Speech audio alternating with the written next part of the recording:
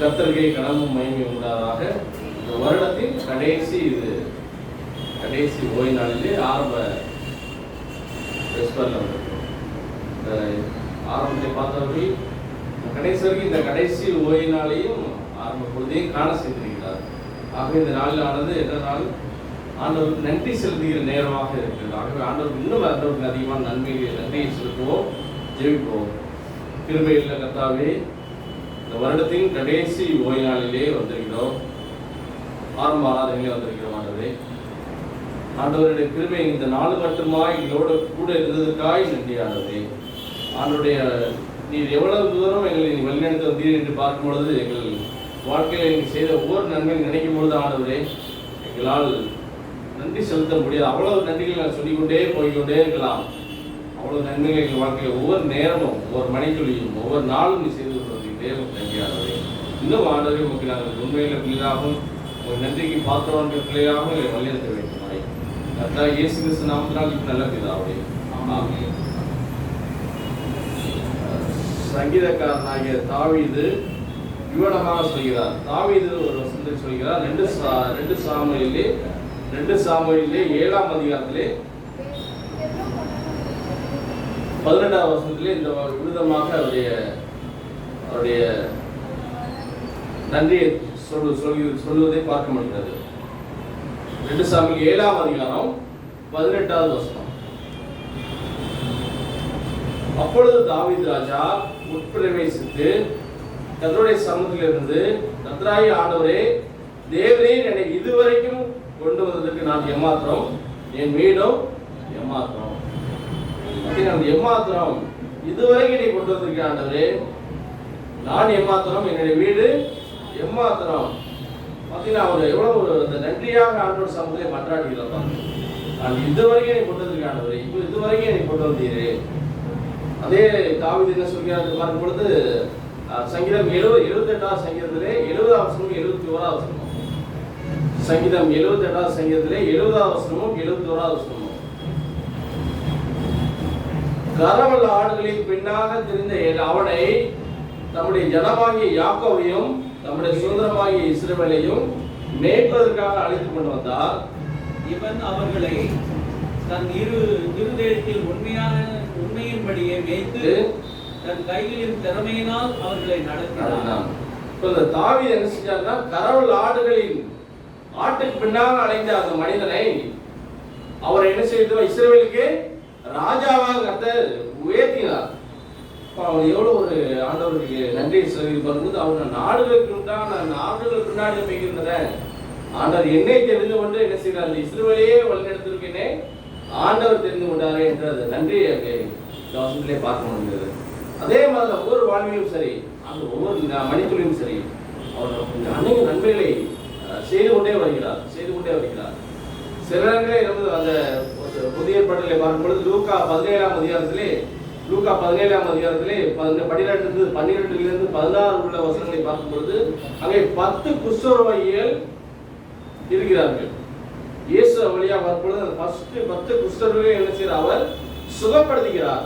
லூக்கா 17ஆம் அதிகாரம் வசனம் 12 உள்ள வசனங்கள். அவர் ஒரு கிராமத்தில் பிரவேசித்த போது குஷ்டரோகமுள்ள மனுஷன் 10 பேர் அவருக்கு எதிர் வந்து தூரத்திலே நின்று, இயேசு ஐயரே எங்களுக்கு இறங்கும் என்று சத்தமிட்டார்கள். அவர்களை அவர் பார்த்து, நீங்கள் போய் ஆசாரியர்களுக்கு உங்களை காண்பீர்கள் என்றார். அந்தபடியே அவர்கள் போகையில் சுத்தமானார்கள். அவர்களில் ஒருவன் தான் ஆரோக்கியமானதை கண்டு திரும்பி வந்து ஒருத்த சத்தத்தோடு தேவனை மகிமைப்படுத்தி அவருடைய பாதத்திற்கு முகம் விழுந்து அவருக்கு ஸ்தோத்திரம் செலுத்தினான். அவன் சமாரியனாய் இருந்தான். அப்பொழுது இயேசு, சுத்தமானவர்கள் 10 பேர் அல்லவா, மற்ற 9 பேர் எங்கே? தேவனை மகிமைப்படுத்துவதற்கு இந்த அந்நியனே ஒழிய மற்றொருவனும் திரும்பி வர காணோமே என்று சொல்லி அவனை நோக்கி, பாத்தீங்களா, 10 குஷ்டரோகிகளிலே ஒருவன் மாத்திரமே திருப்பி வந்து இயேசுக்கு வந்து நன்றி செலுத்துகிறார். மிச்சம் 9 பேர் என்ன செஞ்சிட்டாங்க, அப்படியே சுகமானவன அப்படியே போயிட்டாங்க. ஆனா அந்த ஒரு மனிதனை இயேசு கண்டு மற்ற 9 நான் 10 பேரை சுகப்படுத்தினார்களே, மிச்ச ஒரு மனிதனை காணவில்லை, அந்த 9 பேர் எங்கே போனார்களேன்னு சொல்லும் பொழுது அவங்க அப்படியே போயிட்டாங்க. அப்படியே நினைச்சிட்டாங்க, போயிட்டாங்க. ஆனா அந்த ஒரு மனிதன் மாத்திரமே அவன் வந்து இயேசுவை வந்து நன்றியை சொல்லிட்டு போறது சம்பவத்தை இங்கே பார்க்க முடியுது. அதே போலதான் ஆண்டவருடைய சமூகத்தில் வந்து நம்ம எத்தனையோ பேர்கள் ஆண்டவர் சமூகத்திலே நன்றி நம்ம நம்மளுடைய வாழ்க்கையிலே ஆண்டவர் நன்மைகளை செய்து கொண்டே வருகிறார். ஆனால் அந்த ஒரு மனிதன் மாத்திரமே இயேசுவிடம் சென்று நன்றி சொல்கிறார். இந்த குணம் தான் நம்முடைய வாழ்க்கையிலே இருக்க வேண்டும். அப்படியே கொடுத்த நன்றி அவர் செஞ்ச நன்மையை மறந்து கொண்டு நம்ம செல்லக்கூடாது. மறப்பது மனிதனுடைய சில ஒரு குணமாக மாறிவிடுது. மறக்கக்கூடாது. ஆண்டவருடைய நன்மைகளை ஒரு நாளும் மறக்கக்கூடாது. ஏனென்றால் அனுதினமும் ஒரு நாட்களே செய்து கொண்டே இருக்கிறார். அந்த மனுஷன் எதை மறந்தாலும் ஆண்டவர் செய்த நன்மைகளை மறக்கக்கூடாது. ஏனென்றால் ஆண்டவர் ஒவ்வொரு நாளும் ஒரு மனிதனையும் நன்மை செய்து கொண்டே வருகிறார். சமாரியனை போல ஆண்டவர் சமூகத்தில் மன்றாடி மறுபடியும் அந்த நன்றியை செலுத்த வேண்டும். நன்றி பலிகளை ஏறெடுக்க வேண்டும். ஆதியாகமத்திலே பார்க்கும் பொழுது ஆதியாகமம் 6ஆம் அதிகாரம் 8ஆம் வசனத்திலே அங்கே நோவாவுடைய சம்பவமானது அங்கே காணப்படுகிறது.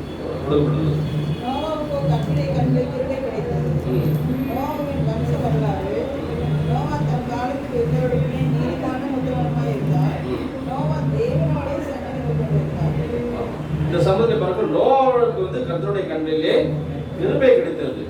இப்போ சில நேரங்களில் ஆண்டவர் கிருபையை கொடுக்க வேண்டும் என்று ஒரு கிருபையை கொடுக்கும் பொழுது அவர் அந்த கிருபையை பயன்படுத்திக் கொண்டார்.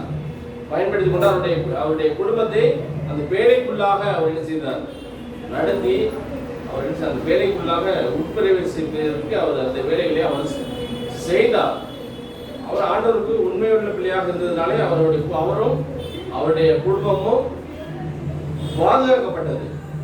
தன்னுடைய பிள்ளைகளை நம்ம ஆண்டவர் சமூகத்தை நாம் ஆண்டவர் செய்த ஒவ்வொரு நன்மைகளை என்ன செய்யக்கூடாது, ஒரு நாளும் மறக்கவே கூடாது. அவர் குடும்பங்கள் 8ஆம் அதிகாரத்திலே ஆதியாகமம் 8ஆம் அதிகாரத்தில் 20ஆம் வசனம் குணமாக சொல்கிறது. 8ஆம் அதிகாரம் 20ஆம் வசனம். அப்பொழுது நோவா ஆதியாகமம் 8ஆம் அதிகாரம் 20ஆம் வசனம்.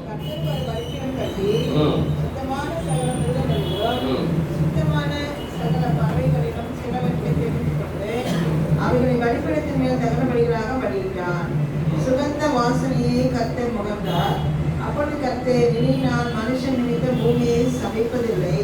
மனுஷனுடைய இருதயத்தின் நினைவுகள் அவன் சிறு வயது தொடங்கி பொல்லாததாய் இருக்கிறது.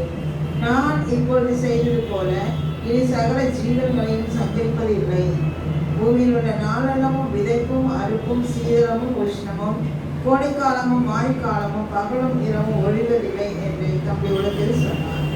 நோவா வந்து அந்த பேழைக்குள்ளாக அவரும் அவருடைய குடும்பமும் 8 பேரும் அங்கே காக்கப்பட்டதுனாலே அவர் என்ன செய்யறாராம், உடனே நன்றி பலிபீடத்தை அங்கே கட்டுகிறார். நன்றி பலிபீடத்தை கட்டி அதில் என்ன செய்கிறார், சுத்தமான சகல மிருகங்கள் சுத்தமான சகல பிறவிகளை தெரிந்து கொண்டு அதை வந்து தகன பலியாக அவருடைய சமூகத்திலே அவர் பலியிடுகிறார்.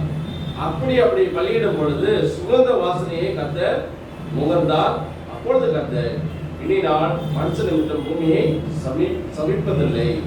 மனுஷனுடைய இதற்கு நினைவுகள் அவன் சிறுவயத்தில் தொடங்கி பொல்லாதா இருக்கிறது. இனி இப்பொழுது செய்தது போல சகல ஜனங்களையும் சங்கரிப்பதில்லை. நோவா பார்த்தீங்களா, இந்த நோவா சமூகத்தை அவரும் அவருடைய குடும்பம் பாதுகாக்கப்பட்டார்கள், அழிக்கப்படவில்லை. அவர்கள் எல்லாரும் மற்ற ஜனங்கள் எல்லாரும் தண்ணீரினாலே மழையினாலே அழிக்கப்பட்டார்கள்.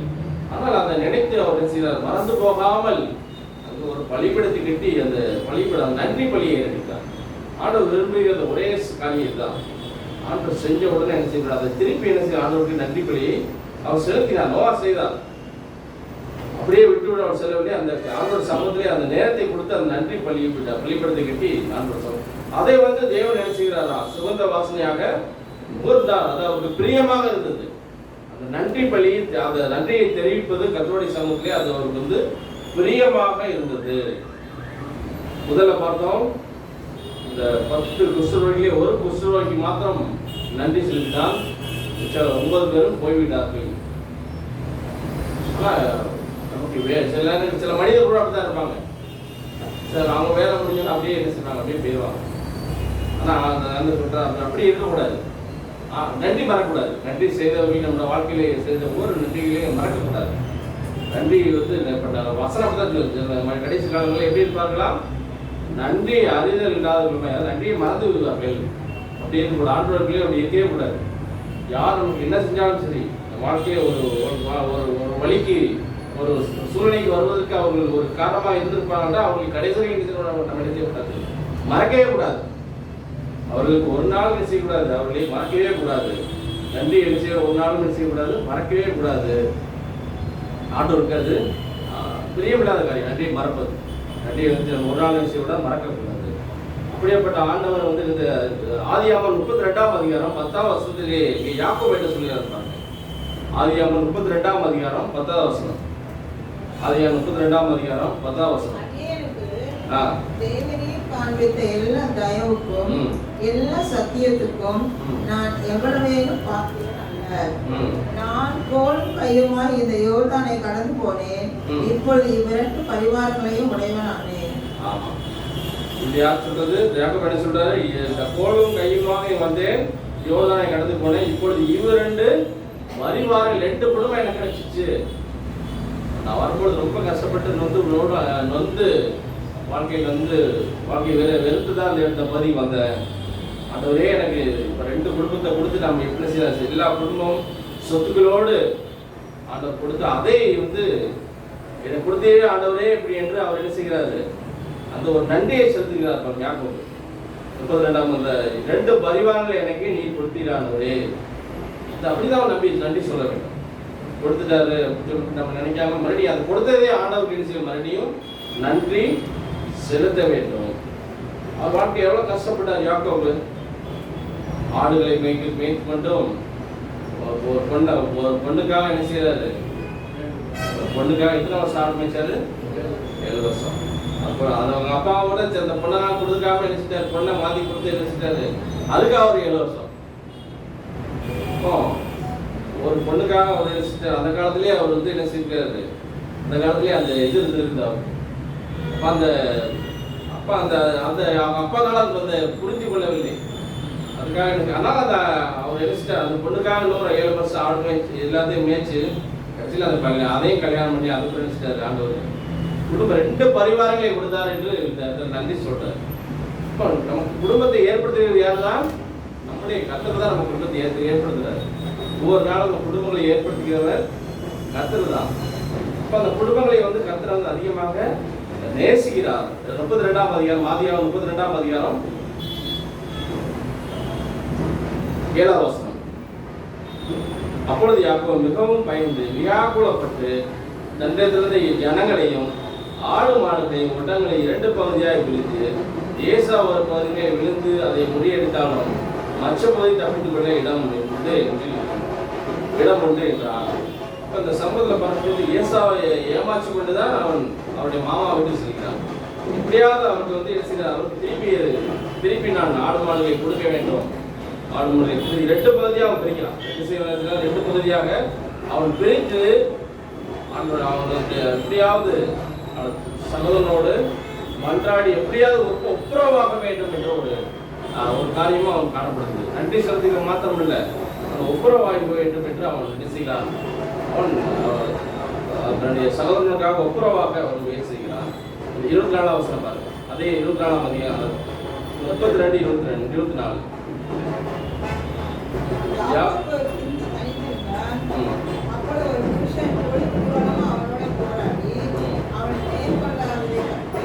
அவனுடைய தொடை சந்தை தொட்டார். அதனால் அவருடனே போராடியே யாக்கோபின் தொடை சந்தை சுருக்கிற்று. அவன் நான் போகட்டும், பொழுது விடுகிறது என்றார்.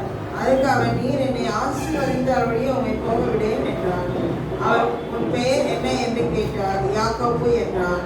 அப்பொழுது அவர், உன் பெயர் இனி யாக்கோபு எனப்படாமல் இஸ்ரவேல் எனப்படும், தேவனோடு மனிதனோடு போராடி மேற்கொண்டாயே என்றார். இப்போ என்ன செய்யறான் யாக்கோபு வந்து என்ன போராடி ஜெபிக்கிறான். போராடி எப்படியாச்சும் ஆசீர்வதித்தாலே நான் விடவே மாட்டேன்ட்டு காலை அணிச்சிட்டாரான், கட்டியா பிடிச்சிட்டாரான். காலை கட்டியா பிடிச்சிட்டு இருந்துட்டாரு. ஆசீர்வாதத்தோடய போட மாட்டேன்ட்டு உறுதியாக நிற்கிறார். உறுதியாக நிற்க வேண்டும். இந்த சம்பவத்தை பார்க்கும்போது அவர் வந்து போராடுகிற ஒரு அனுபவம். பிந்தி தணிஞ்சிருந்தான் யாக்கோபு, பிந்தி தணிஞ்சிருந்தான் என்று பார்க்கும்போது விடியமளவும் இரவு பொழுதுமாக அவனை போராடுகிறான். ஜபத்திலேயும் சரி அவனை போராடுகிறான். அந்த போராடுகிற அனுபவம் வந்து நமக்கு அப்படி போராடினா தான் நம்முடைய வாழ்க்கையிலே ஒரு வெற்றி கிடைக்கும். வெற்றி கிடைப்பதற்கு அந்த போராடுறது அனுபவம் ஒரு ஆண்டவரோடு போராடும் பொழுது நம்முடைய வாழ்க்கையில் வெற்றி கிடைக்க முடியும். அவனுக்கு வெற்றி கிடைத்தாதான் ஆண்டவர் சமூகத்திலே நாம் நன்றி செலுத்த முடியும். முதல்ல என்ன நம்ம காரியங்கள் வந்து ஆண்டவரோடு நம்ம போராட வேண்டும். எப்படி போராடுறது? ஜபத்திலே போராட வேண்டும். ஜபத்திலே போராடும் பொழுது நம்முடைய வாழ்க்கையிலே ஆசீர்வாதத்தை ஆண்டவர் கொடுப்பார். அப்பொழுது நம்ம ஆண்டவருக்கு என்ன செய்ய முடியும்? நன்றி பலியிலே ஏறெடுக்க முடியும். ஆகவே நம்ம போராடுகிற அனுபவத்தை நம்ம அதிகமாக பெற்றுக்கொள்ள வேண்டும். சங்கீதக்காரன் இவ்வளவு சொல்லிதா பாருங்க. சங்கீதம் 103வது சங்கீதத்திலே 1 to 5 வரை. சங்கீதம் 103வது சங்கீதம் 1 to 5 வரை. என் ஆத்துமாவே கர்த்தரை ஸ்தோத்திரி, என் முழு மனமே அவருடைய பரிசுத்த நாமத்தை ஸ்தோத்திரி. என் ஆத்துமாவே கர்த்தரை ஸ்தோத்திரி, அவர் செய்த சகல உபகாரங்களையும் மறவாதே.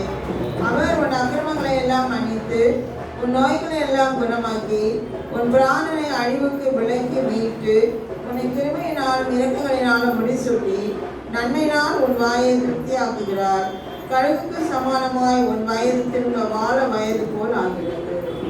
என் ஆத்மாவே கர்த்தரை ஸ்தோத்திரி, முழு உலகமே அவருடைய பரிசுத்த நாமத்தை ஸ்தோத்திரி. அவர் செய்த சகல உபகாரங்களையும் மறவாதே.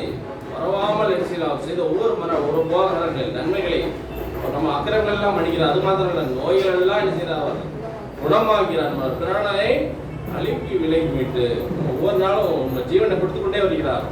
அது மாத்திரம் இல்லை, கிருபையினாலும் இரக்கங்களினாலும் முடிசூட்டி நன்மையினால் உன் வாயை திருப்தி ஆகிறார். இல்லை ஆண்டவர் என்ன செய்யறாரு? 3 நேரம் என்ன செய்யறாரு? ஆண்டவர் நமக்கு சாப்பாடு கொடுக்குறாரு. 3 நேரம் சாப்பிட நல்லா இருக்கும். ஆனால் ஆண்டவர் நமக்கு நல்ல சாப்பாடு கொடுக்குறாரு, எல்லாமே கொடுக்குறாரு. ஆனால் அந்த மாதிரி நமக்கு செய்ய வேண்டிய ஒரே காரியம் ஆண்டவர் சமுத்திலே அவருடைய சமுத்திலே வந்து அவருக்கு நன்றியை நம்ம சொல்ல வேண்டும். நன்றி சொல்ல வேண்டும். கழுகுக்கு சமானமாக இந்த வயது திரும்ப வயது போகிறது. அப்புறம் வயசு எப்படியே திருப்பி வந்துகிட்டே இருக்கு. மறுபடியும் ஆண்டவர் இளமையை கொடுத்துக்கிட்டே வருகிறார். நம்ம உன்னத பாட்டில் படிக்கும் பொழுது இருக்கிற வயசானாலும் நம்ம ஆண்டவர் என்ன கொடுப்பாரு? நம்ம பிள்ளை கொடுப்பாரு. வயசே கிடையாது. நம்ம இவ்வளோ வயசாகுது அவ்வளோ செய்யணும்னு சொல்லவே கூடாது, என்ன செய்யக்கூடாது. ஆண்டவர் சமூகத்தில் நம்ம எல்லாரும் நம்ம யார் தான் நம்ம ஆண்டவர் இந்த 10 லோகத்துக்கு போனால் எப்படி இருப்போம்? நம்ம எல்லாரும் ஒரே மாதம் மாற போகிறோம். வயது ஒரு தடை அல்ல. வயதை பற்றி நம்ம நினைக்கக்கூடாது. நம்ம என்ன செய்வோம்? ஆண்டவர் சமூகத்திலே நம்ம எல்லோரும் ஆண்டவர் சமூகத்திலே நம்ம இளைஞர்கள் தான். ஆண்டவர் சமூகத்தில் நம்ம எல்லோரும் என்ன செய்யறோம்? உங்களை மறுபடியும் ஆண்டவர் என்ன செய்கிறார்? மறுபடியுமாக அவர் உற்சாகப்படுத்தி மறுபடியுமாக புது பலனை கொடுத்து மறுபடியுமாக என்ன செய்கிறார்? அவர் சமூகத்திலே மறுபடியுமே கொண்டு இருக்கிறார். ஆகவே நம்ம அந்த வயதும் சரி எதை பற்றி நம்ம கவலைப்படாமல் ஆண்டவர் சமூகத்திலே ஆண்டவர் நம்ம கொடுத்தப்பட்ட ஒவ்வொரு காலங்களையும் சரி ஒவ்வொரு மனிதர்களையும் சரி நம்ம பயன்படுத்தி நம்ம செய்த வேண்டிய வேலை என்னவென்றால் நம்ம தினமும் நன்றி செலுத்தி கொண்டே இருக்க வேண்டும். ஒவ்வொரு நேரமும் போகும்பொழுதும் சொல்ல வேண்டும், வரும்பொழுதும் சொல்ல வேண்டும். அதாவது நான் சொல்வது போல ரோடு பகுதியில் நடந்து கொள்ளும் பொழுது கூட மனதிலே நீங்கள் நன்றி செலுத்தி கொண்டு போய்கொண்டே இருக்கலாம். வீட்டில் வந்தால் நீங்கள் வீட்டில் இருக்கும்போது ஆண்டவர் சமூகத்திலே ஒவ்வொரு நேரமும் ஒரு மணித்திலையும் அவர் கொடுத்து கொண்டே இருங்கள். வேற ஒவ்வொரு காரியத்தையும் கொடுக்கக்கூடாது. ஆண்டவர் சமூகத்தில் அதை அவர் நேரத்தை கொடுத்து கொண்டே இருக்க வேண்டும். நேரத்தை அதிகமாக கொடுக்க வேண்டும். 2 சாமுவேல் 7ஆம் அதிகாரம் 2 சாமுவேல் 7ஆம் அதிகாரம் 2 சாமுவேல் 7ஆம் அதிகாரம்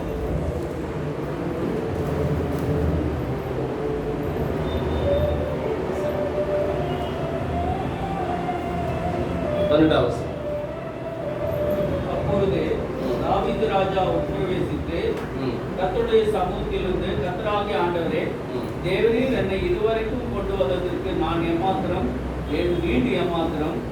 கர்த்தராகிய ஆண்டவரே, இது இன்னும் உம்முடைய பார்வைக்கு கொஞ்ச காரியமாய் இருக்கிறது என்று கர்த்தராகிய ஆண்டவராய் இருக்கிற தேவரீர் உம்முடைய அடியானுக்கு வீட்டை குறித்து வெகு தூரமாய் இருக்கும் காலத்தில் செய்தியை மனுஷர் முறையாக சொன்னீரே. இனி தாவீது உங்களிடத்திலே சொல்ல வேண்டியது என்ன? கர்த்தராகிய ஆண்டவராய் இருக்கிற நீர் உமது அடியானையும் அறிவீர். உம்முடைய வாக்குத்தத்தத்தின் நிமித்தமும் உம்முடைய சித்தத்தின்படியேயும் இந்த பெரிய காரியங்களை எல்லாம் உமது அடியானுக்கு அறிவிக்கும்படிக்கு தயவு செய்தீர். போதுங்க. இப்போ ஆண்டவர் வந்து ஒவ்வொரு காரியங்களையும் அவர் அறிந்திருக்கிறார். அடியானுக்கு பெரிய காரியங்கள் எல்லாம் உமது அடியானுக்கு அறிவிக்கும்படிக்கு தயவு செய்து ஒவ்வொரு காரியத்தையும் ஆண்டவர் நினைச்சார். தாவீதுக்கு அவருக்கு அனுகூலமாக செய்து கொண்டு வருகிறார். அவருடைய மகனை நினைச்சார். ஆலயத்தை கட்டுவதற்கும் ஆண்டவர் செய்தார். அனுக்கிரகம் செய்கிறார். சாலமோனையும் அந்த ஆலயத்தை எருசலேம் தேவாலயத்தை கட்டுவதற்கு ஆண்டவர் செய்கிறார், அங்கே அனுமதி கொடுக்கிறார். இப்போ ஆண்டவர் சமூகத்திலே வந்து அவர் நன்றி பலிகளை செலுத்துவதனால தான் அந்த தாழ்மையும் அவர்கிட்ட இருந்தது, தாழ்மை அதிகமாக இருந்தது. அதனால தான் அவரோட எல்லாவற்றையும் அவர்களை செய்ய முடிந்தது. ஆகவே ஆண்டவர் சமூகத்திலே நம் நன்றிகளை அதிகமாக செலுத்த வேண்டும். அந்த குஷ்ரோகி நன்றி செலுத்துனது போல, குஷ்ரோகம் எப்படி இருக்கும், குஷ்ரோகி பிள்ளைகள் எப்படி இருப்பாங்க, இந்த காலத்தில் வெறுக்கப்பட்ட பிள்ளைகள் அவர்கள். குஷ்ரோகி எல்லோரும் சமுதாயத்தில் வெறுக்கப்பட்டவர்கள். அவங்க ஊருக்கே விட மாட்டாங்க, அவங்களை தூக்கி வச்சுருவாங்க. ஊருக்கு வெளியில் போய் தான் இருக்கணும். குஷ்ரோகத்துக்கும் வீட்டுக்குள்ள ஊருக்குள்ள வரக்கூடாது அந்த காலங்களில். அப்படியாப்பட்ட ஒரு பிள்ளைகளே ஆண்டவர் என்ன செஞ்சாரு, குணப்படுத்தினார். ஆனாலும் அந்த 9 பிள்ளைகளும் நன்றி இல்லாமல் சென்று விட்டார்கள். ஆனால் ஆண்டவர் அந்த ஒரு மனிதனை ஆண்டவர் தெரிந்து கொண்டு அவன் நன்றி செலுத்தினான். அந்த நன்றி செலுத்துகிற அனுபவம் ஒவ்வொரு சமூகத்திலே ஒரு நேரமும் இருக்க வேண்டும். அதே போல நோவாவுடைய சமூகத்திலே பார்க்கும்போது அவன் நன்றி செலுத்தினான், அவனும் நன்றி செலுத்தினான். அவனுக்கு தகன பலியிட்டு ஆண்டவருக்கு நன்றி செலுத்தினான். அதே போல யாக்கோபும் 2 பரிவாரங்களை கொடுத்தினார், 2 குடும்பத்தை கொடுத்தினாண்டவரே என்று அவனும் நன்றி செலுத்தினான். அதே போல கடைசியா பார்க்கும்போது அந்த தாவீதும் என்னை எவ்வளவு நேரமாய் நீ வழிநடத்திய நான் எம்மாத்திரம், என் வீடு எம்மாத்திரம் என்று அவனும் நன்றி செலுத்தினான். ஆகவே ஒவ்வொரு நன்றி பலிகளே அதிகமாக இருக்க வேண்டும். அப்படிப்பட்ட ஆண்டவர் நம்ம எப்படி வழிநடத்துவா என்று பார்க்கும்போது சங்கீதம் 48 சங்கீதம் 14 சங்கீதம் 48:14 சங்கீதம் 48:14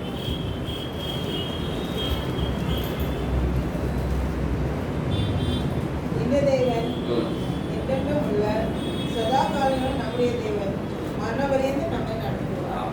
இந்த தேவன் அந்த ஆண்டவருக்கு நன்றி செலுத்தும் பொழுது, கடைப்பட்டு இருக்கும் பொழுது, தேவன் என்றைக்கும் உள்ள சதா காலங்களில் நம்முடைய தேவன் மரணவரை நம்மை நடத்துவார். மரணவரை இறக்கும் வரைக்கும் அவர் நடத்துவார். ஆகவே அந்த நன்றியுள்ள ஆண்டவர் நமக்கு நன்றியை கட்டுப்படுத்துகிறார். நமக்கு நன்றியை தெரிவிக்க வேண்டும். விசேஷமாக ஆண்டவருக்கு அதிகமாக நன்றிகளை நாம் செலுத்த வேண்டும். அந்த கிருபைகளை ஆண்டவர் இந்த ஓய்வு நாளில் ஆரம்ப பொழுதில் உங்களுக்கு அனைவருக்கும் தருவாராக. ஆமென்.